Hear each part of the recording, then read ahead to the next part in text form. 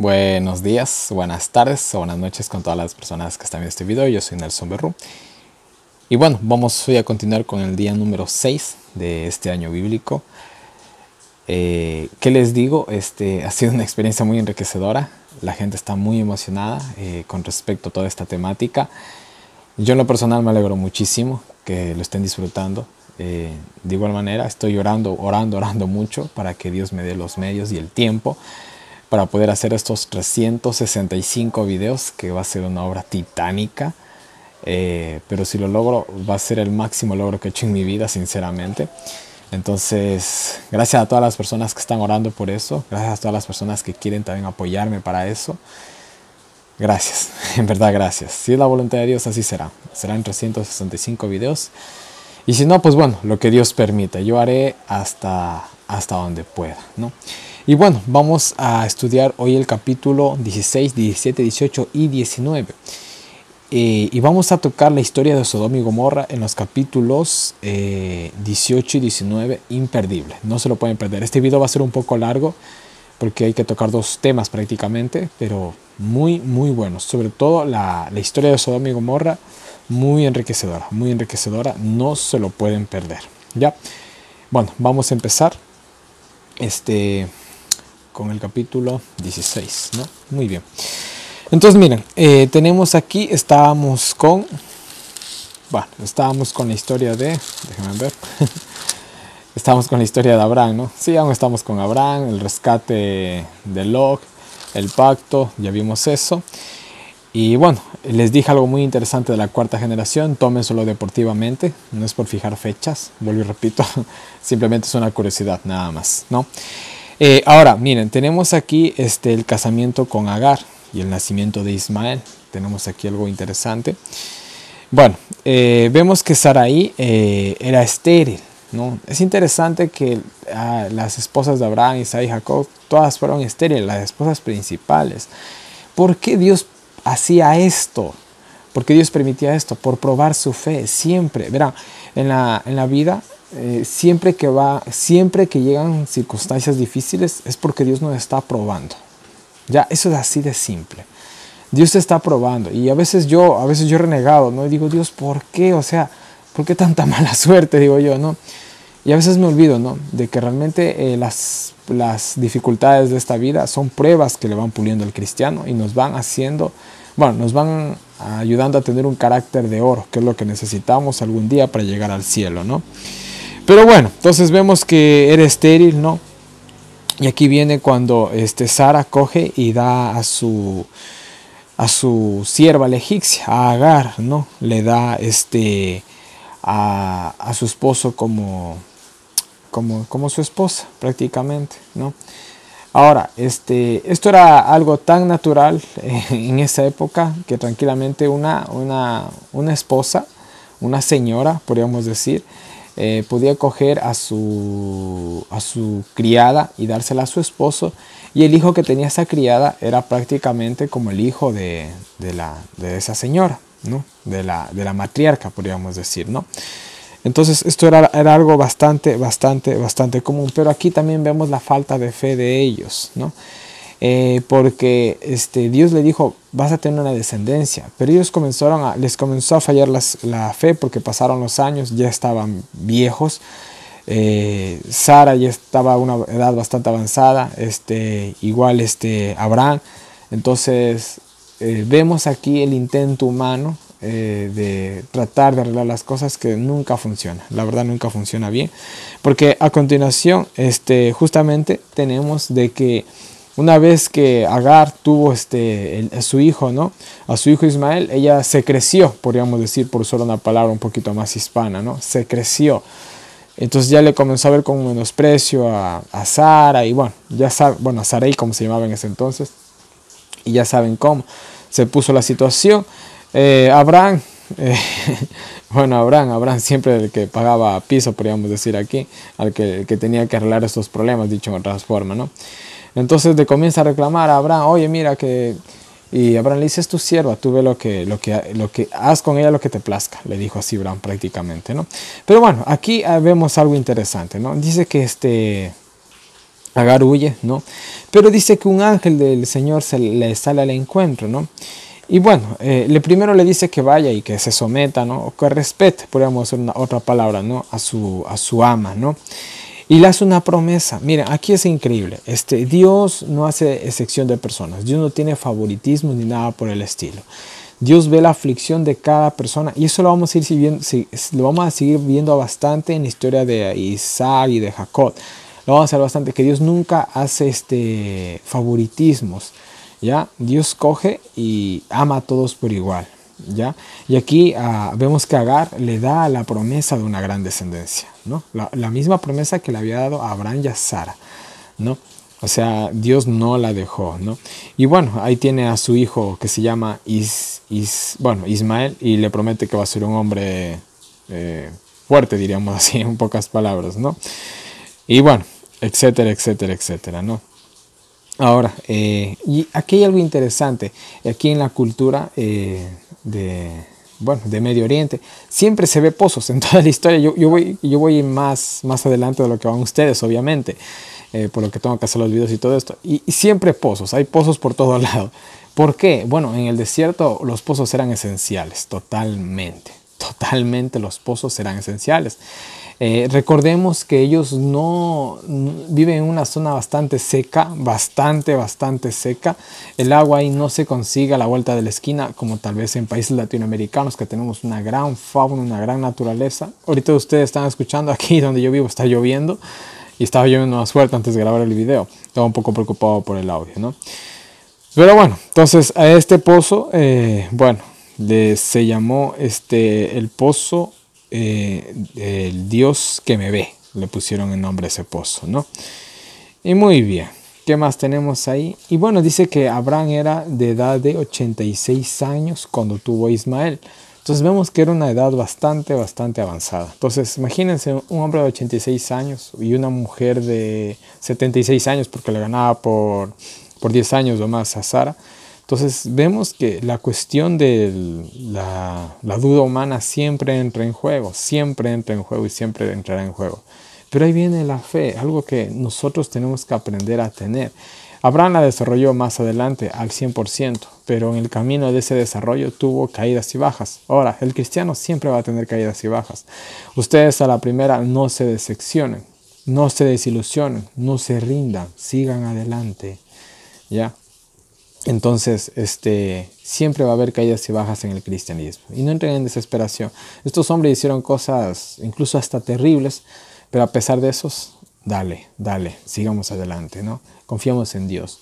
Y Dios, es increíble la misericordia de Dios, que a pesar de que siempre le fallamos, ahí está Él siempre para ayudarnos, siempre para perdonarnos y vindicarnos y para que sigamos adelante y no caigamos en los mismos errores, ¿no? Muy bien, ahora miren, aquí vamos ya con el nacimiento de Isaac. Ahora aquí ellos ya tenían 99 años, ya habían pasado más años, habían pasado 13 años, ¿no? Que será la diferencia de edad entre Ismael y Isaac incluso. Entonces miren, el capítulo 17 comienza de que Abraham ya tenía 99 años. Dice que Dios se le aparece, ¿no? Y aquí dice una palabra muy interesante. Les voy a leer el versículo 1. Dice, yo soy Dios todopoderoso, ¿no? Shaddai, que es la palabra hebrea. Yo soy Dios. Dios tiene muchos nombres en la Biblia. Muchos nombres. Hay personas que dicen, es que hay que decir el Yahweh y solamente hay que decir Elohim o solamente hay que decir Yahshua, no sé cuántito. Dios tiene muchísimos nombres en la Biblia. Muchísimos nombres, títulos. Por ejemplo, está Jesús. Vamos con Jesús, que es un ejemplo un poquito más popular. Está Jesús, Jesucristo, Cristo, Emmanuel, el Cordero, Miguel. Tiene un montón de títulos. Cada título que la Biblia muestra del Padre, del Hijo, del Espíritu Santo, que el Espíritu Santo también se lo presenta de muchas formas, como lenguas de fuego, como viento, bueno, etcétera, etcétera, etcétera. Al Espíritu Santo se le presenta de muchas maneras. Ahora, cada vez que a ellos se les pone un título, un nombre diferente, o se los nombra de cierta manera, está denotando algo en ese instante. Es como, por ejemplo, si hablamos de Miguel, todas las veces que aparece Miguel es justamente en un contexto de lucha, de pelea. Miguel significa ¿quién es como Dios? Es un título desafiante, ¿no? Ya, entonces es un título que utiliza Jesús solamente en un momento de batalla, ¿ya? Y en toda la Biblia es así. Cuando está peleando con Satanás, cuando el ángel quiere llegar a darle la interpretación a Daniel, dice, Miguel vino a ayudarme, le dice Daniel, por eso no pude llegar pronto, porque Satanás me estaba haciendo frente, entonces vino Miguel a pelear con Satanás. Y de igual manera, en el capítulo 12 de Daniel mismo, dice, se levantará Miguel, la batalla final por esta tierra. O sea, si se dan cuenta en el contexto, Apocalipsis 2, otra vez Miguel peleando ahí, ¿no? Entonces siempre es en un contexto de batalla. El título, el simple nombre de él denota el contexto de lo que está sucediendo, ¿no? Entonces Dios tiene muchos nombres. Dios quiere adoradores en espíritu y en verdad. No quiere fariseos, disculpen, no, sin ofender a nadie. Dios no quiere tal vez que se lo adoren en lo más estricto de la palabra. Dios no quiere eso. Dios ve esto. Dios ve esto del corazón. Porque en el cielo van a haber personas que ni siquiera lo conocían, que simplemente obraron bien toda su vida y van a ser salvos, ¿no? Entonces, tú adora a Dios de la mejor manera que tú puedas, sin legalismo, y listo. Que si tú dices el nombre de Dios en español, en inglés o en hebreo, da igual. A Dios le da igual. Dios quiere adoradores en espíritu y en verdad. Eso quiere Dios, ¿no? Entonces, mire, volviendo al texto que les estaba leyendo, disculpen que me desplayé un poquito, pero bueno, estamos aquí para comentar y aprender. Esa es la idea de estos videos, aprender. Dice, yo soy el Dios Todopoderoso. Anda delante de mí, miren, anda delante de mí y sé perfecto. Dios siempre pide la perfección. Hay muchos que dicen, no, es que la perfección la vamos a alcanzar cuando estemos en el cielo. Eso es una mentira. No nos engañemos a nosotros mismos. Si aquí no podemos, verán, yo les digo algo. Esto lo dije cuando hice el tema del sábado, que fueron 4 partes, fue un estudio increíble. Bueno, nada en comparación a lo que estoy haciendo ahorita. Pero si aquí, yo dije algo, si aquí no podemos guardar el sábado, no lo vamos a poder guardar en el cielo. No nos mintamos, no nos engañemos. Aquí tenemos que llevar el carácter de Cristo. O sea, nuestro carácter tiene que transformarse. Nelson Berrú tiene que morir y tiene que aquí existir Cristo. Ya, se los pongo así tan claro. Si ustedes no logran eso, ustedes no pueden ir al cielo. Porque en el cielo no se permite a Nelson Berrú, no se permite a Juan, a Manuel, a Gabriela, no. En el cielo solamente entran personas que reflejen el carácter de Cristo. Y para eso tenemos que ser perfectos. Porque Jesús cuando estuvo en la tierra fue perfecto. Y muchos dirán, pero vencer el pecado es imposible. Sí se puede vencer el pecado. Yo era de esos que pensaba que no se podía vencer el pecado. Sí se puede vencer el pecado. Porque si no se pudiera vencer el pecado, entonces Satanás es más fuerte que Dios. Es lógica. Es lógica. Entonces, mire, aquí ya se pide la perfección, ¿no? A Abraham se le pedía la perfección, ¿no? Aquí tenemos el mensaje de la justificación por la fe, ¿no? Que está desde el principio de este mundo. No es algo nuevo, por si acaso. No es algo que apareció en el siglo XV recién. Siempre existió el mensaje de la justificación por la fe, ¿no? Bueno. Y bueno, Dios le comienza a hablar. Abraham se inclina en señal de obediencia, ¿no? Y ahora mira, aquí a Dios le da a Abraham un nombre nuevo. Él se llamaba Abraham, que significaba padre exaltado, ¿no? Y le pone Abraham, que significa padre de multitudes. Es interesante que Dios, cuando hace un pacto con alguien, un pacto nuevo, y quiere hacer algo grande con esa persona, le cambia el nombre. No siempre, ¿no? Pero en algunos casos sí, le cambia el nombre, porque el nombre significa algo, tiene poder, podríamos, entre comillas, tiene poder, denota una misión, denota una personalidad. Es como, yo por ejemplo, yo me llamo Nelson, ¿ya? Pero mi segundo nombre es Jesús, ¿ya? Y yo conozco a muchos, ustedes conocerán a muchos youtubers, ¿no? Es como, por citar uno famoso, ¿no? David, ¿no? El rey David. Les pongo un ejemplo bien vano, ¿no? O bien popular. Y es interesante, ¿no? Ver que ciertas personas que se mueven en el mundo cristiano, no todos, no la mayoría, pero sí una gran parte tienen nombres bíblicos, ¿no? Y yo vuelvo y retomo mi ejemplo, ¿no? Mi segundo nombre es Jesús, aunque no me gusta que me digan Jesús, no me molesta que me digan, sino que me incomoda ese nombre, por el gran valor que significa. A eso me refiero, o sea, no me siento digno de tener ese nombre, es lo que les trato de decir. Entonces, la única persona que me llama así es mi madre. De ahí nadie más me dice Jesús, todos son Nelson para arriba y Nelson para abajo, ¿no? Pero bueno, el nombre tiene un significado muy, muy bonito. Y padres, que tal vez ahorita están esperando una criatura, si van a ponerle un nombre a su hijo, pónganle un nombre con significado, ¿ya? Haciendo tal vez una promesa a Dios con ese niño, con esa niña, que será algo muy bonito, porque eso fue lo que mi madre hizo conmigo. Y bueno, aquí está la promesa cumplida. Esa es otra historia que ya lo conté, pero bueno, vamos a dejarlo ahí. Entonces miren, le da un nombre nuevo, y ese nombre nuevo significaba la promesa que iba a cumplir en él, en Abraham, que iba a ser padre de multitudes, y lo fue, ¿no? Qué bonito.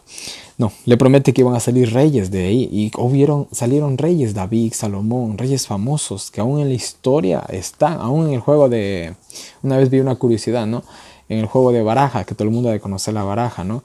Están ahí los famosos 4 reyes. Dice que son 4 reyes de la historia, de los cuales uno es David, ¿no? Hasta hoy en la actualidad, miren, en el mundo pagano secular se reconoce al rey David, ¿no?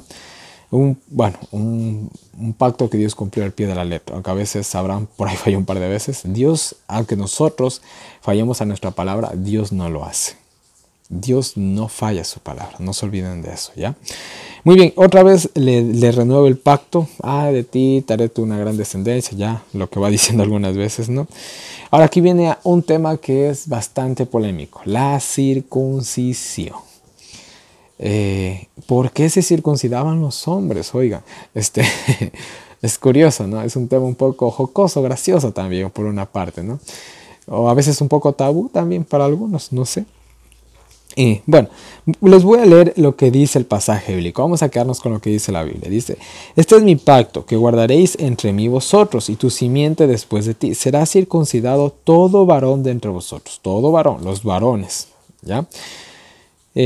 Circundaréis pues la carne de vuestro prepucio, y será por señal del pacto entre mí y vosotros. Y de edad de 8 días será circuncidado todo varón entre vosotros, todos los que estaban en la casa de Abraham, siervos, esclavos, todos ahí, hijos, todos ahí eran circuncidados. ¿Qué propósito tenía la circuncisión? Aquí nos dice algo clarito, una señal. Ya, es así, era una señal visible. Ahora, ¿por qué Dios pidió algo tan raro, podríamos decir? Bueno, en sí, hoy en la actualidad, la circuncisión es aún un tema de debate en muchas naciones, en muchos países, y a veces se lleva a muchos juzgados. Pero es un tema de debate también en ese sentido, en un sentido religioso, pero es practicado bastante por la medicina para evitar infecciones y ciertas cosas de salud. Entonces, miren, en esa época que la vida era tan dura, ser circuncidado realmente también conllevaba una ventaja, ¿ya? Llevaba una ventaja. Ahora, yo les voy a dar 6 puntos que dice el comentario bíblico adventista respecto a la circuncisión. Miren, el primero dice que era para distinguir la descendencia. Eso lo podemos encontrar en Efesios 2:11. Distinguir que ellos eran judíos o israelitas, podríamos decir, ¿no? El segundo, perpetuar el recuerdo del pacto. O sea, siempre que ellos, ¿cómo les digo? Los hombres miraban esa señal, se acordaban del pacto. Sé que suena un poco gracioso, pero bueno, ¿cómo explicarlo? Pero bueno, era para recordar, perpetuar el recuerdo del pacto, o sea, de generación en generación en generación, ¿no? Muy bien. 3 dice, fomentar la pureza moral. Fomentar la pureza moral. Y bueno, ahí entran ciertos detalles que no quiero citarlos aquí en video público, ¿no? Hay ciertas cosas que no se van a poder decir. Representar la justificación por la fe también, porque era una señal de fe, también eso, ¿no? También un símbolo de la circuncisión de corazón, ¿no? Y prefiguraba, dice, el bautismo, ¿no? Y bueno, los pasajes bíblicos están en Efesios 2:11, Génesis 17:11, Deuteronomio 10:16, Romanos 4:11, Romanos 2:29 y Colosenses capítulo 2, versículo 11 y 12, en el mismo orden que di las características. Perdón, ¿ya? Entonces, mire, eso más o menos es lo que se llega a resumir todo lo que significaba la circuncisión, ¿no? Entonces, mire, para mí incluso era una señal muy distintiva de que eras cristiano. Es como, por ejemplo, tenemos un ejemplo un poquito bastante popular, conocido, cuando el apóstol Pedro negó a Jesús. Alguien le dijo, pero si tú hablas te delata, le dijo. O sea, tú hablas como cristiano, le dijo, ¿no? Entonces, ya dice que Pedro comenzó a maldecir, comenzó a insultar, para hacerse pasar por mundano. Pero, o sea, si se dan cuenta, el hablar le delataba. Si un israelita quería hacer algo inmoral, un adulterio, una fornicación, se delataba, por su circuncisión se delataba. Entonces era hasta incómodo para él llegar a hacer ese pecado. ¿Sí se dan cuenta? O sea, les pongo un contexto, más o menos les comparto lo poco que yo entiendo y lo poco que yo sé. Tenía muchos propósitos la circuncisión, propósitos buenos.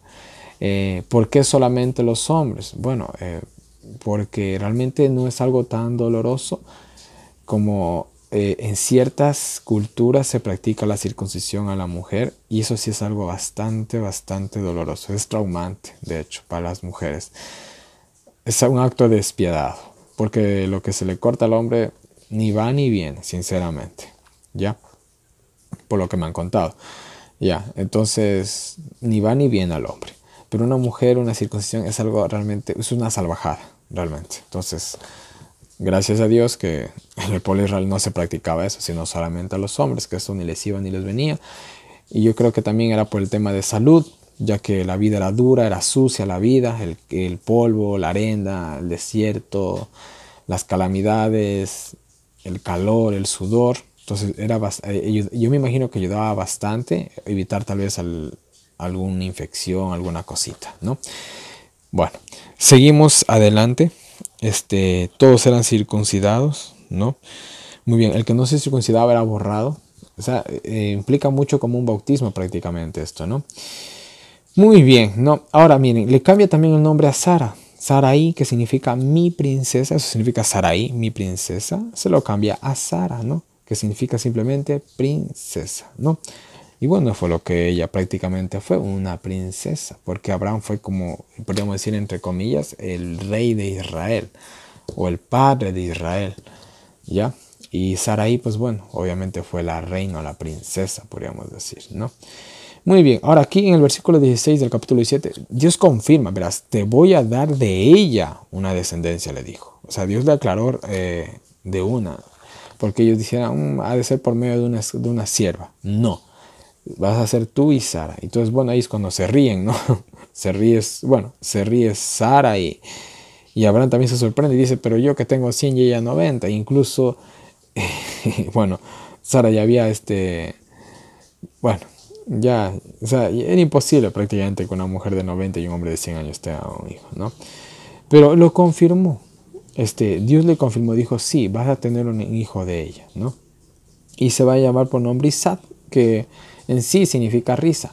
Pero esa risa también a ellos porque ellos se rieron, se convirtió después en un gozo, ¿no? Muy bien, que también significa eso, gozo, ¿no? Y también de Ismael le recalca la promesa de que él iban a salir 12 príncipes, ¿no? Muy bien, ¿no? Y bueno, dice que acabó de hablar Dios con él y se marchó simplemente, ¿no? Muy bien. Y bueno, es interesante la obediencia de Abraham, que en ese mismo instante que Dios le pidió esa señal, él en ese mismo día lo hizo. Cogió a Ismael, que tenía 3 años, él que tenía 99, y a todos sus siervos y todos fueron circuncidados. O sea, él no esperó a mañana. A veces nosotros como cristianos decimos, bueno, mañana lo hago, mañana estudio. Hazlo hoy. Miren, yo ahorita estoy grabando el video. Van a ser las 10 de la noche. No me importa, tengo que grabarlo, porque si yo lo dejo para mañana es viernes, estoy grabando este video un día jueves, ¿no? Mañana tal vez no lo pueda hacer. Entonces digo, ¿y por qué no lo hago hoy? Y bueno, Dios me dará el descanso que necesito, Dios me dará las fuerzas, las energías que necesito. Yo confío en Él. Tengo que confiar en Él para poder grabar 365 videos en un año, sin enfermarme un día, sin que me pase nada malo este año. Estoy en las manos de Dios. Dios verás, yo quiero hacerlo, si tú quieres permitírmelo, gracias. ¿No? Pero también yo tengo que portarme bien para que no vaya a pasar nada malo, ¿no? Entonces, mire, el mismo instante, hazlo, no dejes para mañana lo que puedas hacer hoy. El cristiano tiene que ser así, ¿no? Muy bien. Muy bien. Ahora, miren, aquí hay algo interesante, ¿no? Aquí Abraham se destaca como un gran patriarca, porque y esto recalco cuando hablamos de la diferencia entre hombres y mujeres. El hombre tiene que ser como fue Abraham, un gran patriarca. Él cogió y fue responsable por toda su casa y a todos les hizo obedecer a Dios, ¿no? Y los padres tienen que ser así con los hijos. Mientras estén bajo su techo, aquí se hacen las cosas así. Si algún día esos chicos se van, esos hijos se van de su casa, ustedes los formaron. Si ellos se desvían allá afuera, la cosa es muy diferente. Pero saben que va a ser casi imposible que se desvíen. Va a ser casi imposible que se desvíen. Si un padre sabe educar muy bien a sus hijos con sus valores y sus bien puestas, va a ser imposible que ellos se desvíen en el futuro. Se los digo así. Se los dice alguien que su padre, mi padre, no está en la iglesia. Tiene el temor de Dios, pero no está en la iglesia. Y a pesar de que él no está en la iglesia, aquí estamos. A mí me dejó a mí el bien sembrado el temor de Dios. Y aunque él tal vez hoy no es el ejemplo, digamos, a seguir, pero aquí están los frutos. Entonces, señores, ya saben, seamos como Abraham. Padres, sean como Abraham. Hombres rectos ante los ojos de Dios, que ponen primero la obediencia de Dios antes que la de los hombres. Abraham no se preocupó, ay, mi hijo tiene 13 años, Ismael le va a doler. No, él dijo, Dios lo dijo y se hace. Y Dios cuidará, y Dios protegerá, y Dios proveerá, ¿no? Como fue más adelante, Dios proveerá. Esa es otra historia, ya vamos a llegar allá. Ahora, miren, muy bien, vamos con la historia de Sodoma y Gomorra, que aquí ya empezamos el capítulo 18. Aquí vamos a alargar un poquito. Este video va a ser largo, pero va a ser muy bueno. No se vayan, veanlo en completo. Mire, y dice que otra vez apareció. Verán, los relatos entre la circuncisión de Abraham y Sodoma y Gomorra no fueron muy distantes, fueron muy cercanos, de hecho, ¿no? Porque aún Sara no quedaba embarazada. O sea, fue tal vez cosa de días, semanas, tal vez un par de meses, pero fue un evento muy cercano, ¿no? Y dice que otra vez le aparece Dios y dice que aquí venía, mira, al principio cuando Abraham ve a estos varones que venían, él no sabían que eran ángeles, ¿ya? Ya les voy a explicar un poquito bien este asunto. Para entender, verán, este estudio que yo estoy haciendo de la Biblia, yo quiero que ustedes entiendan la Biblia, quiero que entiendan el contexto de cómo se realizaron las cosas, lo que significaba hacer esto, lo que significaba hacer lo otro. Yo quiero que ustedes entiendan la Biblia, ¿ya? No quiero simplemente que memoricen. Ustedes, yo estoy aquí, les estoy explicando una cosita a la otra. Y esa es la idea, que ustedes entiendan por qué pasó esto, por qué se hacía ahí, por qué acá. Y ahora sí entiendo. Tenemos, o sea, esto es un aprendizaje de la cultura. Nosotros tenemos que aprender cómo se desarrollaron estas historias en su cultura, el simbolismo que tiene todo esto, o sea, las lecciones que nos dejan. Yo trato de aplicarle todo, ¿sí me entiende? No es tarea fácil, hay que comerse muchos libros para hacer esto, pero, o sea, Dios, que Dios me ayude bastante, ¿ya? Porque yo soy un simple hombre. Hoy estoy aquí en pie, pero mañana... Yo no sé, oren mucho por mí también, ¿no? Que soy el que, podríamos decir, que está encabezando esto. Así que oren mucho por mí. Satanás no me va a dejar nada tranquilo este año. Pero bueno, entonces miren, dice que él ve a lo lejos 3 varones que venían. Y es interesante, ¿no? Dice que Abraham va corriendo a recibirlos. Verán, en el desierto la hospitalidad era esencial. En el desierto no había... Verán, ustedes cogen hoy día... Así sea caminando, que se vayan de un pueblo a otro. En el camino ustedes van a encontrar tiendas, hoteles, restaurantes, ¿ya? En el desierto no hay nada de eso. Disculpen, aunque sea un poco bobo lo que les estoy diciendo en el comentario. Es así, entendamos el contexto. Tú encontrabas tal vez una tienda por ahí y tal vez a no sé cuántos kilómetros o no sé cuántos días caminó, tal vez encontrabas otra tienda. Tal vez, si es que encontrabas. Entonces, la hospitalidad era muy esencial, era un acto de misericordia para los que andaban por ahí caminando. Coger y no ser hospitalario con unas personas en medio del desierto era prácticamente condenarlos a muerte. Les digo así porque las circunstancias en las que ellos vivían, en esa época se vivía y en esos lugares era bastante difícil. Y de igual manera se esperaba que así como tú eras hoy hospitalario, de igual manera esas personas o algunas otra persona te devuelvan el mismo favor, ¿no? Y que eso se ve muchas veces en la Biblia realmente, ¿no? Es que se devolvió ese favor. Y hoy en la actualidad es lo mismo con el mundo entero, ¿no? Tú haces un favor, tal vez no esperando que esa persona te lo devuelva, pero alguien más lo hará. Incluso en el libro de Proverbios, si no me equivoco, que es mi libro favorito de la Biblia, por si acaso, no es Daniel y Apocalipsis, es Proverbios, ¿ya? Hay una frase que dice, echa tu pan sobre las aguas y después de 7 días los recogerás, ¿no? Por dar un número nomás, ¿no? Entonces la hospitalidad en el desierto era muy importante, muy importante. Era un acto prácticamente de misericordia, ¿no? Podía salvarle la vida a los que estaban por ahí peregrinando. Muy bien. Entonces dice que salió corriendo a la puerta de su tienda, y dice que se inclinó hacia la tierra. O sea, esto no es un acto de adoración, esto es realmente un acto de respeto, era parte, o sea, era una costumbre, es una costumbre oriental. ¿Sí me entiende? Es como, por ejemplo, ellos tienen otra costumbre, besarse la mejilla. Si hemos visto, cogen moa. Aquí en Latinoamérica no puede hacer eso porque te van a interpretar mal. O sea, aquí, por ejemplo, en nuestra cultura, que un hombre se besa la mejilla, es un escándalo. Y bueno, es incómodo, es gracioso y uno puede ser acusado.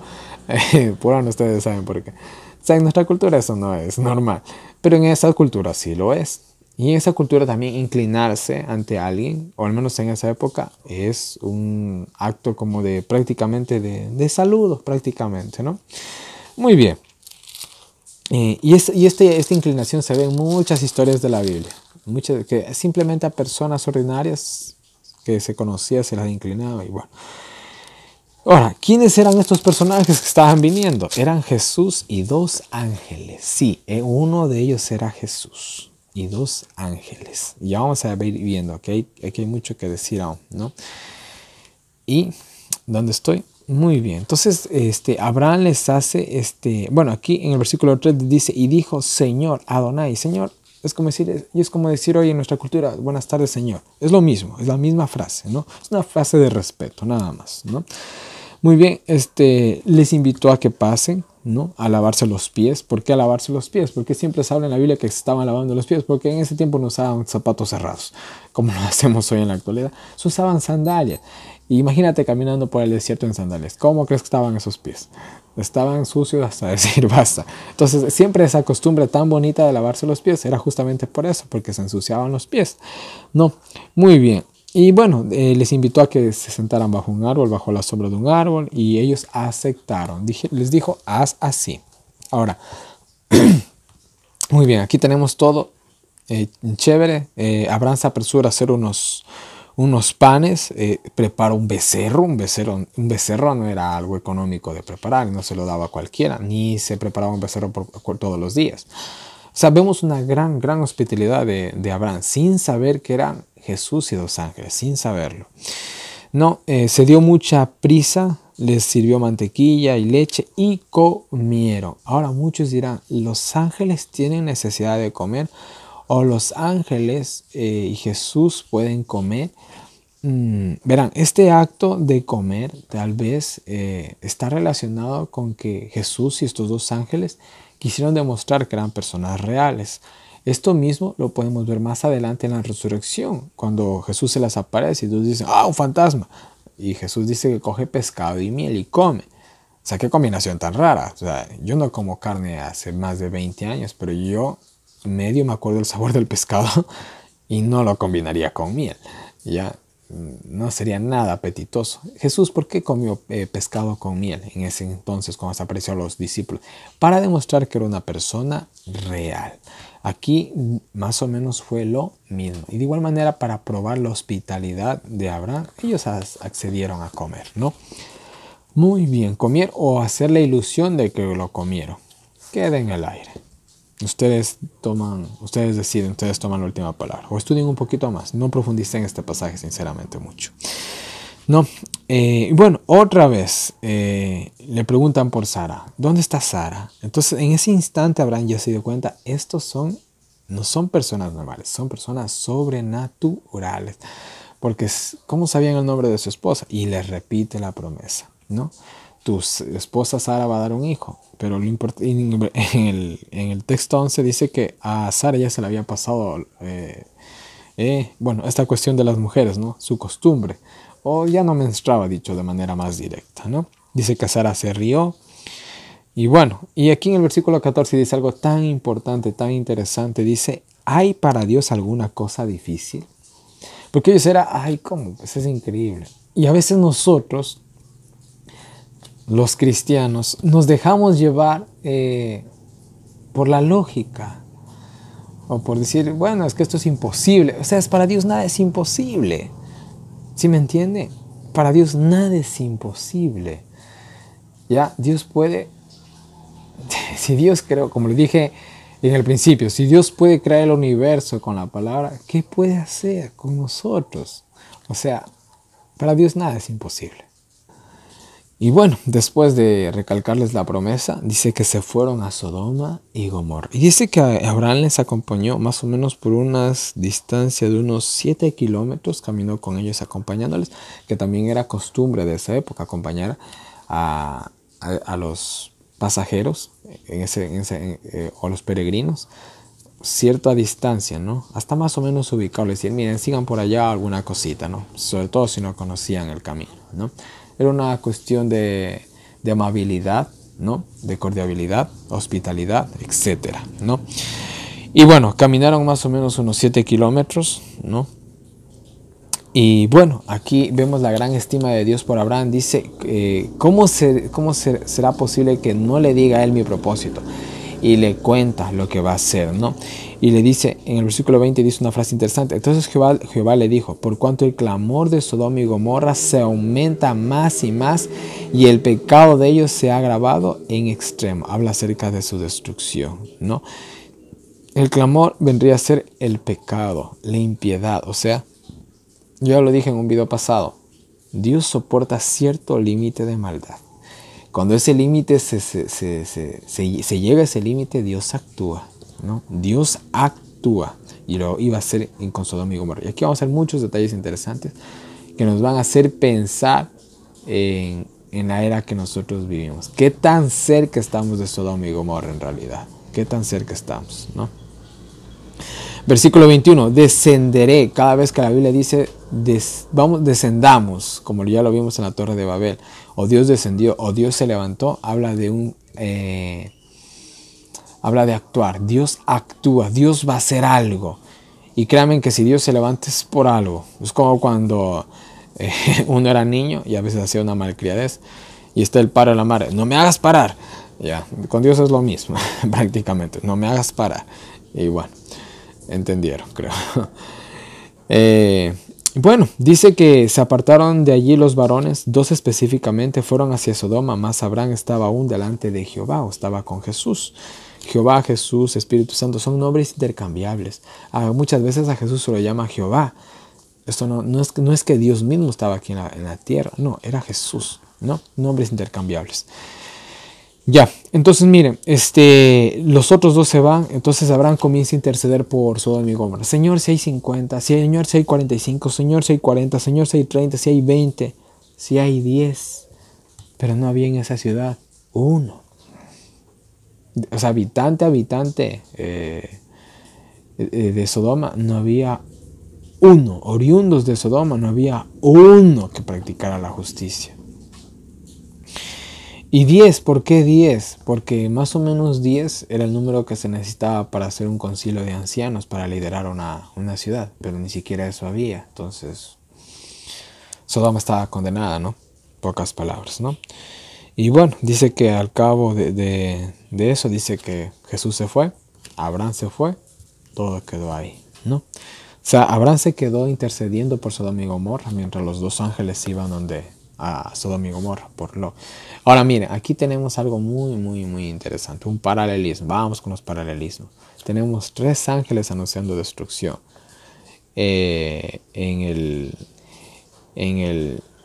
libro de Apocalipsis no tenemos 3 ángeles anunciando destrucción. No tenemos un grupo de personas, un grupo de personas que muy simbolizadas característicamente como los 144,000, siendo los que dan, por así decirlo, el último pregón de gracia de estos 3 ángeles al mundo entero. Aquí no tenemos a Abraham intercediendo por Sodoma y Gomorra, y en el tiempo del fin los 144,000 intercediendo por este mundo. Tenemos un paralelismo clarísimo ahí, ¿no? Ahora, vamos al capítulo 19 y el capítulo final. Vuelvo y repito, este video se hizo largo, pero son temas hay videos que van a ser largos, hay videos que van a ser muy cortos, como el de Génesis 10:11, que fue bastante corto, ¿no? Pero bueno, dice que los ángeles llegaron a Sodoma y Gomorra ya al anochecer, ya de noche, ya atardeciéndose, ya ocultándose el sol, más bien dicho, ¿no? Y bueno, dice que Lot estaba sentado a la puerta de Sodoma. El hecho de que Lot haya estado sentado en la puerta de Sodoma, es muy posible que Lot haya alcanzado un estatus social como un anciano o un líder de Sodoma y Gomorra, ¿ya? Es muy posible.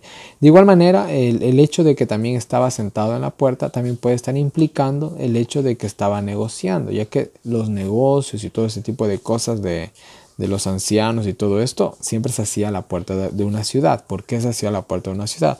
Porque la puerta de una ciudad era bastante activa, entonces pasaba cada rato gente, entonces siempre había gente y siempre había testigos para atestiguar cualquier acto que se estaba haciendo o cualquier negocio que se estaba realizando, y estaban 2 o 3 personas que veían el negocio y cositas así, ¿ya? Entonces las puertas de las ciudades jugaban un papel muy importante comercial o políticamente en la cultura de esa época, ¿no? Les pongo en contexto. ¿Qué más? ¿No? Y una vez más vemos aquí a Lot, sin saber que eran ángeles, se inclina hacia el suelo, un acto de cortesía, ¿no? Y les invita a su casa. Pero ellos dicen, no, vamos a dormir aquí en la plaza. Pero ellos, los ángeles, sabían cómo era Sodoma y Gomorra, sino que lo hizo para ellos, una vez más, lo hicieron para probar a Lot, a ver qué tan buenas eran las intenciones verdaderas de Lot. Y si Lot no hubiera insistido, tanto Lot como Sodoma y Gomorra hubieran perecido juntos, ¿ya? Porque gracias a los ángeles fue que él pudo salir de ahí. Ya que a la final incluso prácticamente se lo llevaron del brazo, literalmente, ¿no? Y bueno, realmente los ángeles hicieron eso para probarlo, ¿no? Muy bien, pero dice que luego insistió, ¿no? Y se fueron con él. Muy bien, ahora mira, aquí viene otro paralelismo. Dice que entraron a la casa y se pusieron a comer y a beber, ¿ya? Más adelante, ya llegamos ahí, dice que las hijas de Lot estaban comprometidas. La Biblia no nos dice acaso de que en el tiempo del fin va a ser como los días de Sodoma y Gomorra, que van a estar comiendo, bebiendo y dándose en matrimonio. En la historia de Sodoma y Gomorra, los que estaban comiendo y bebiendo y dándose en matrimonio eran los cristianos. Ahora, adventistas del séptimo día y cristianos que tal vez me están escuchando, ¿qué están haciendo ustedes? Están diciendo, ay, Cristo viene pronto, sí, pero ¿qué están haciendo ustedes? ¿Cómo es su vida? ¿Están viviendo como si realmente creyeran que Cristo viene? Hoy es tan decepcionante ver a hermanos metidos en préstamos, ver a hermanos meterse en trabajos de 4 o 5 años en compañías grandes, ver a hermanos buscando dónde vivir en la ciudad. Personas que son muy celosas y que aman a Dios, pero no tiene sentido lo que están haciendo. Jóvenes estudiando carreras de 5, de 10 años, jóvenes que ni siquiera van a poder ejercerlas. Carreras que solo sirven para hacerse esclavos de este sistema. Es que yo quiero estudiar y trabajar en una compañía grande. ¿Y cuando puedas comprar y vender? ¿De qué vas a vivir? Comiendo y bebiendo y dándose en matrimonio. Bueno, hoy ni siquiera se casan, lastimosamente. Ya ni siquiera se casan ya. Y bueno, el espíritu de profecía nos, por ejemplo, el espíritu de profecía en eventos de los últimos días recomienda ni siquiera tener hijos, ¿no? Y si no te casas mejor. Y bueno, y si Dios, por ejemplo, a mí, si Dios me tiene a mí soltero, ha de ser por algo, ¿no? Dios sabrá cómo hacer las cosas, yo confío en Él. Tengo que aprender a confiar en Él si quiero subsistir en el tiempo del fin. Desde ya tengo que aprender a confiar en Él. Aunque a veces no me gusta la voluntad de Él, tengo que acceder y tengo que decir, Dios, es lo mejor que tú quieres para mí, tú sabrás por qué, confío en ti. Eso es lo que tenemos que hacer. Y poco a poco vamos haciendo moldados al carácter, a la imagen y a los planes de Cristo, ¿no? Entonces, miren, es interesante que los que estaban comiendo y bebiendo y dándose en matrimonio, ¿quiénes eran? Los cristianos, no eran ni siquiera los sodomitas. Hoy en la actualidad es lo mismo en la iglesia, lastimosamente. Lastimosamente, ¿no? Seguimos. Bueno, de repente, en plena cena, en pleno banquete, en pleno gozo, en pleno disfrute, simbólicamente hablando, les rodearon la casa. Esto le va a pasar a muchos cristianos que van a estar viviendo de lo más lindo y va a venir el ejército romano y nos va a rodear, así como rodearon a Jerusalén y ya nadie pudo escapar. ¿Ya? Bueno, aquí hubo un tiempo de gracia, hermanos. Muy bien. Les rodearon, dice la casa. Y estos tipos dicen algo tan abominable y tan perverso, ¿no? Dese en cuenta cómo estaba la situación. En sí, el acto de la sodomía ya es es repudiable, es repugnable, ¿ya? El simple acto de la sodomía. Pero el acto de que llegan dos extranjeros en una cultura que la hospitalidad era primordial, ¿ya? Dese en cuenta, en esa cultura que la hospitalidad era tan primordial, que lleguen dos extranjeros y quieran de ellos abusar sexualmente. O sea, se dan cuenta de lo increíble que, o sea, de lo mal que estaba esa ciudad. Era un acto perverso, o sea, era algo, hoy, que vivimos en una era que cada vez se ven cosas horribles, esto aún sigue siendo impactante, o sea, imagínense en esa época, o sea, bueno, sale Lot, ¿no? A interceder por ellos, ¿no? Y bueno, Lot coge y Lot hace algo aquí, algo medio interesante que es muy mal interpretado o bueno, da bastante que pensar, ¿no? Él ofrece a sus hijas que eran vírgenes. Bueno, el simple hecho de que sus hijas eran vírgenes, vemos que Lot sí las cuidaba. Pero ¿por qué lo hizo este ofrecimiento tan extraño, ¿no? ¿Qué padre haría eso? Por más hospitalario que sea, creo que... Pero bueno, esto era una jugada de Lot. ¿Por qué? Porque en ese tiempo, como ellas estaban prometidas en matrimonio, alguien que violaba a una mujer que estaba prometida en matrimonio era pena de muerte. Entonces Lot les hizo una mala jugada. O sea, les ofreció algo que ellos no iban a coger, más bien dicho, ¿ya? Porque si ellos hacían eso, pena de muerte, ¿ya? Había esa ley, entonces ellos nunca iban a aceptar a las hijas de Lot, ¿no? Muy bien, ¿no?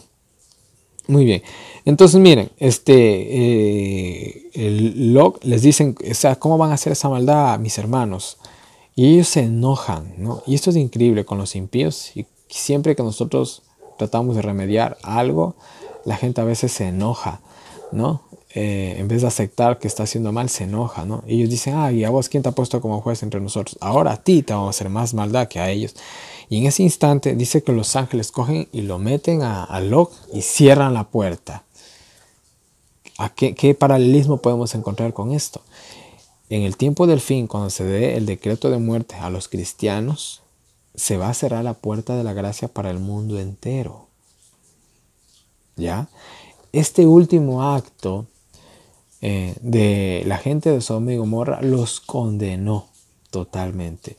Porque esa persona que yo le dije en un video anterior, a esa persona a esa persona que prácticamente les había traído salvación, porque gracias a Lot fue que Abraham fue a rescatarlos y gracias a Lot es que ellos estaban ahí vivos. Y aún así, en su nivel de pecado, ni siquiera fueron agradecidos y quisieron hacerle daño al que prácticamente había sido su Salvador. En el tiempo del fin es lo mismo. El mundo entero va a querer matar prácticamente a las personas por los cuales los juicios divinos se están reteniendo en la tierra. Van a querer matar a esas personas que procuran su salvación. Entonces es en ese instante que la gracia se acaba para esas personas cuando sale el decreto de muerte. Los hijos de Dios quedan protegidos por ángeles y a ellos se les caen todas las plagas. Les llega la destrucción. Ellos mismos buscan su propia destrucción. Es lo mismo, es el mismo paralelismo. Sodoma y Gomorra, tiempo del fin, ¿no? Muy bien. Entonces, miren, dice que dice que ellos quisieron entrar a la fuerza y dice que quedaron ciegos. El ciego espiritualmente es porque tú no ves nada. Aquí vuelta es literal, pero espiritualmente no ves nada. O sea, olvídate, estás perdido. Por eso el estado de la Odisea es terrible, está ciega. Aquí ellos también se quedaron ciegos, en un estado totalmente terrible, pero aún estando ciegos dice que ellos buscaban la puerta, y dice del más joven al más viejo. Otras versiones habla prácticamente con la palabra niños. Hoy en la actualidad a la niñez le están haciendo pedazos. Hay una campaña en el mundo prácticamente para... Sé que esto suena horrible, ¿no? Pero hay una campaña en el mundo prácticamente para hacer sexualmente activarlos sexualmente a los niños. Sin comentarios, ¿no? Bueno, es en ese entonces que los ángeles le dicen a Lot: ¿tienes yernos? ¿Tienes hijos? Lot tenía más hijos, no tenía solo sus 2 hijas, tenía más hijos, pero solo le siguieron sus 2 hijas y su esposa, que se quedó a medio camino, ¿no? Y bueno, dice que Lot fue a avisar a sus yernos, a sus hijos. Nadie le quiso hacer caso. Sus yernos dijeron: este está bromeando. Hoy en la actualidad, tú di que esto se acaba. Este está loco. Un lunático, otro fanático. Dentro de la iglesia, di que esto se acaba. Uy, hermano, estás asustando a la gente. No, es hermano, no le hagan caso. Tiene ideas raras, tiene extremistas. Este pasa viendo el fin del mundo en cada esquina. Hoy es lo mismo. Dentro de la iglesia. No hablo ya ni con el mundo. Dentro de la iglesia, ¿no? Bueno, los ángeles dice que daban prisa porque ya amanecía. Después ya los ángeles prácticamente lo cogieron a Lot del brazo y nos vamos, le dijeron, ¿no? Y aquí les dice algo tan importante los ángeles. Dice, cuando los hubo llevado fuera, dijo: escapa por tu vida, no mires atrás tras ti, ni pares en toda esta llanura. Escapa al monte, no sea que perezcas. Este mensaje de advertencia de Lot es para hoy, literal. Yo creo que se escribió para nosotros. Hermanos, escapemos por nuestra vida. No miremos atrás. Vayámonos al campo. Por Dios. O sea, yo no puedo ser más claro. O sea, la Biblia no puede ser más clara. No puede ser más clara la Biblia, mis queridos hermanos. No puede ser más clara, ¿no? Vete al campo. No digo que se vayan y se metan en la última montaña que vean en la selva. No me refiero a eso. Búsquese en una propiedad que sea accesible. Que no esté cerca del pueblo, de la ciudad, que esté apartadito. Pero vuelvo y repito, no se vayan a la última montaña, ¿ya? Búsquese un lugar que sea accesible, donde ustedes puedan cultivar sus alimentos, puedan tener sus animalitos, puedan vivir en paz. Si es cerca de más hermanos, qué mejor. Ya, búsquese en un lugarcito así y vivan. Traten de vivir ahí. ¿No puedes vivir aún al 100% en el campo? Bueno, vive en la ciudad y vive en el campo. Vive en la ciudad, pero ten tu terrenito en el campo, por favor. Yo estoy así, ven, así, que lucho. Que me esfuerzo por tener un terrenito en el campo. Pero bueno, Dios verá cuando me lo da. ¿Ya? Pero esa es mi meta, ese es mi plan, es mi sueño. Algún día coger, llegar a mi terreno, tener mi casita, mis animalitos, mis arbolitos plantados y vea, lo he logrado, ¿ya? Pero hasta cuando no consiga eso, no voy a dormir en paz, sinceramente, ¿no? Qué increíble, ¿no? El mensaje que se le da a Lot y a la iglesia adventista de hoy en la actualidad, ¿no? Seguimos. Esto estaba en el versículo 17. En el versículo 17. Génesis 19, 17. Ahí está este mensaje tan importante que es para nosotros, ¿no? Pero ¿qué hizo Lot? No, Señor, no. En el campo están las fieras, me van a comer, me van a devorar, me va a ir mal. Déjame ir a esta pequeña ciudad. Bueno, a la final ni él quiso ir a esa pequeña ciudad, porque cuando vio lo que había pasado en Sodoma y Gomorra, dice que tuvo hasta miedo de irse para allá. Entonces imagínense lo terrible que estaba. Esto nos da otra lección. Yo vivo en un pueblo pequeño. Y diría, bueno, yo estoy cerca del campo, yo estoy aquí tranquilo. No, no es suficiente. Tienes que irte al campo, porque la destrucción también puede llegar acá. ¿Entienden? ¿No? Y bueno, dice que, bueno, Azoar, esa era la tierra donde él quería llegar. Pero no llegó. Ahora miren, dice que Dios hizo llover fuego y azufre. Lo que pasó en Sodoma y Gomorra, una vez dio una explicación. Verán, Dios utiliza los elementos naturales. El hecho de que Dios utilice los elementos naturales no lo minimiza como Dios. No es que Dios no tiene poder, por si acaso. Dios tiene mucho poder. Dios puede hacer cosas mágicas, literalmente. Pero también puede utilizar un terremoto, puede utilizar un eclipse, puede utilizar elementos naturales. Yo vi una explicación que decían que digamos que era Sodoma y Gomorra, ¿no? Imagínense en este plano, aquí está. Dicen que llegó un meteorito, impactó más o menos por aquí, boom, ya se me fue esto, impactó más o menos aquí. Las esquirlas del impacto dice que fueron y cayó sobre Sodoma y Gomorra, ¿no? Fue una explicación que me pareció bastante lógica. Yo dije, oye, está buenazo. Ahora, aunque haya sido un meteorito el que cayó por ahí, y eso produjo fuego y azufre que cayó sobre Sodoma y Gomorra y los hizo cenizas, ¿cómo sabía Lot que tenía que escaparse esa noche, a menos que haya sido astrónomo? Una vez incluso vi una explicación del Éxodo. A comas y detalles yo me quedé, oye, está clarito. Explicaron hasta la muerte de los primogénitos. Y el presentador del programa dice, aunque se ha explicado cada uno de estos eventos sobrenaturales, él dijo, ¿cómo es que Moisés sabía todo lo que estaba por suceder? Y se cerró el programa. Y me quedé, claro, ¿cómo sabía, no?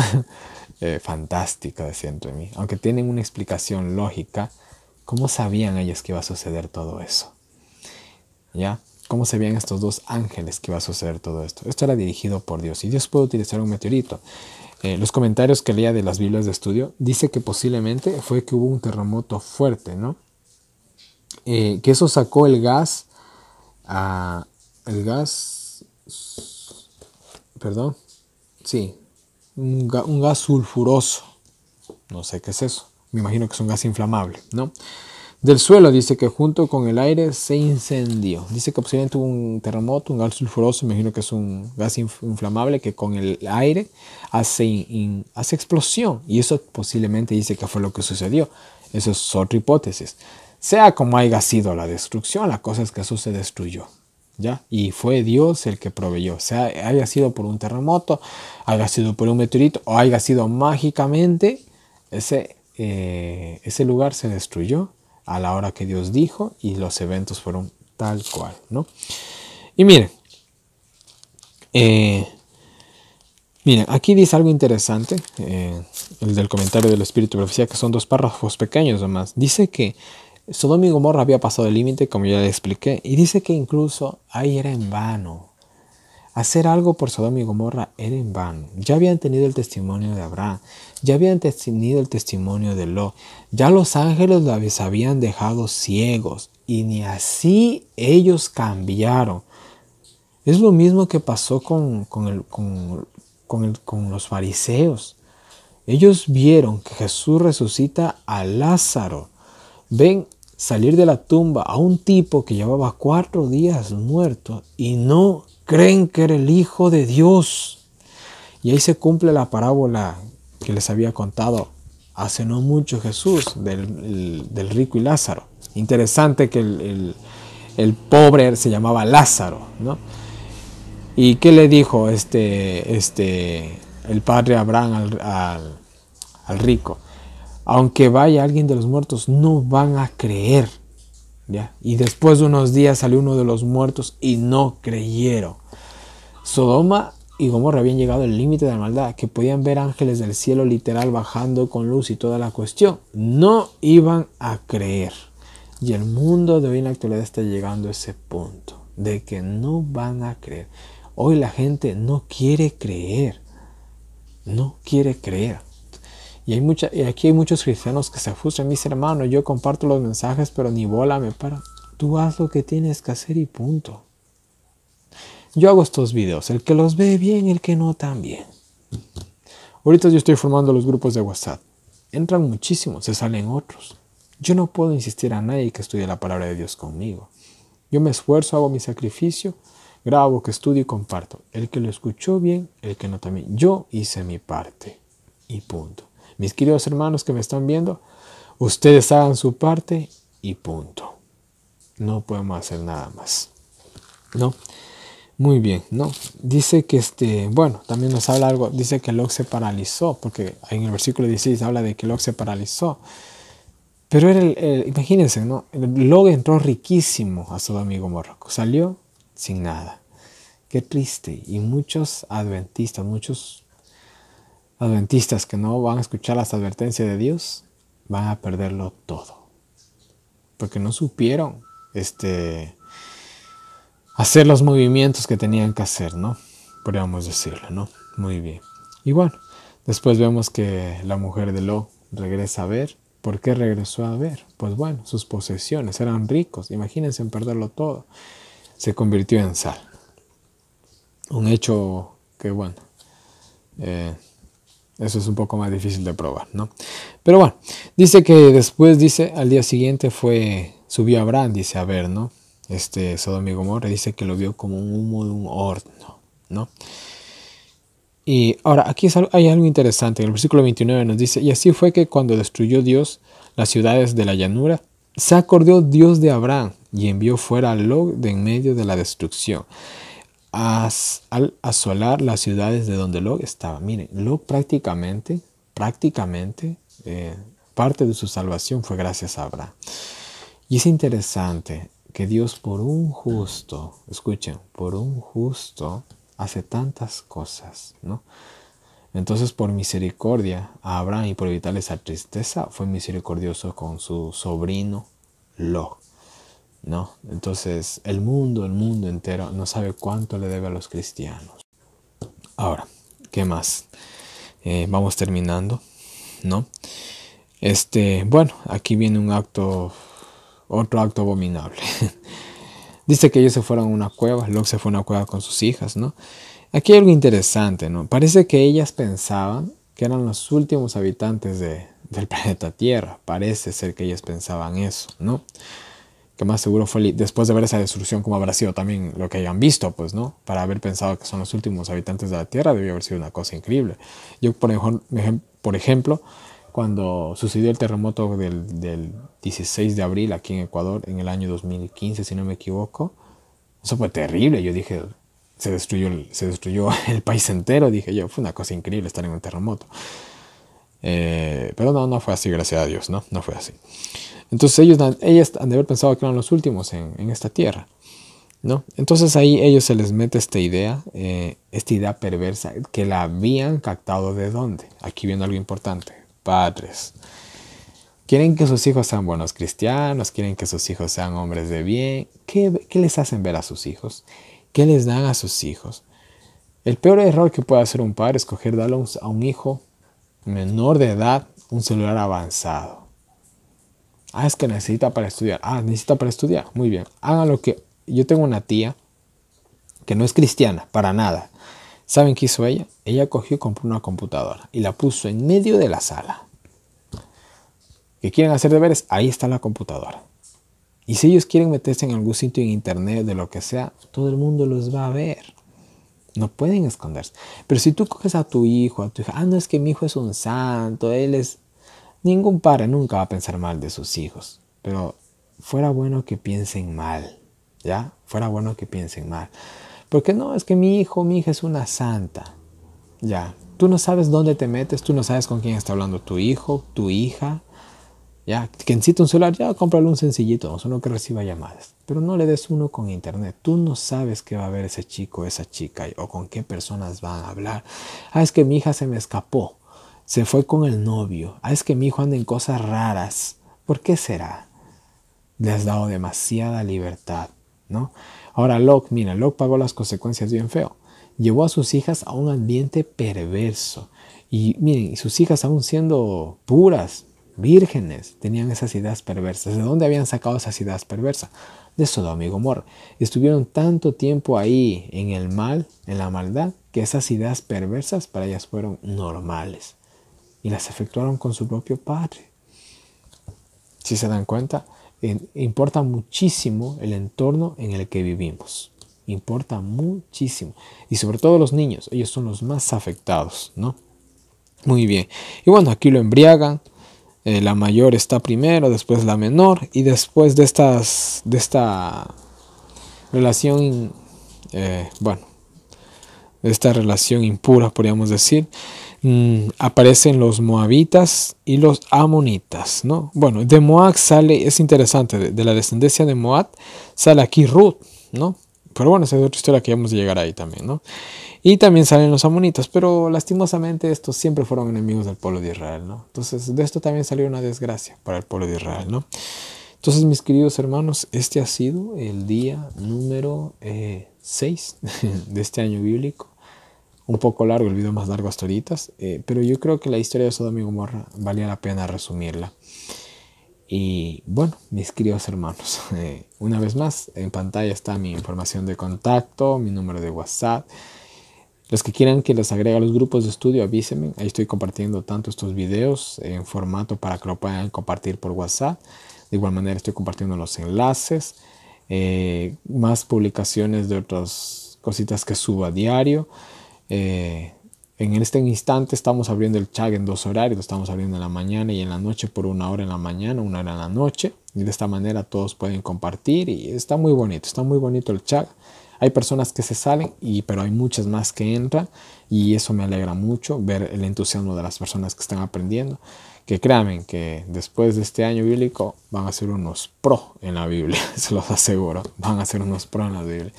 Entonces vale la pena este esfuerzo de este año. Yo creo que es el último año que vamos a tener tranquilidad para hacer este tipo de cosas. Yo creo que es el último. No digo que Cristo viene aquí en 2 años, no estoy diciendo eso, sino que por las cosas que se vienen, realmente yo creo que este es el último año que vamos a poder estudiar la Biblia con paz, podría decirlo de esta manera. Después de estudiarla va a ser más complicado. No digo que no se va a poder, sino que va a ser más complicado, creo yo. Espero estar equivocado. Entonces, ahí está. Las personas que me quieran apoyar, ahora más que nunca lo necesito, pero bueno, que sea la voluntad de Dios. Ahí está la información. Desde ya, muchas gracias a todos los que quieran colaborar con el Ministerio de Profecías Bíblicas y que quieran que sea posible y sea realidad este proyecto, que no es nada fácil, pero no es imposible. Para Dios nada es imposible, ¿no? Y Dios puede usar este imperfecto instrumento humano, se lo aseguro. Ya en el pasado ha usado a personas imperfectas, en cierto caso utilizó un asno. Yo creo que lo puede volver a hacer. Pero bueno, entonces mis queridos hermanos, no les canso más. Que Dios nos bendiga a cada uno de nosotros y nos ayude a seguir adelante. Y nos vemos el día de mañana.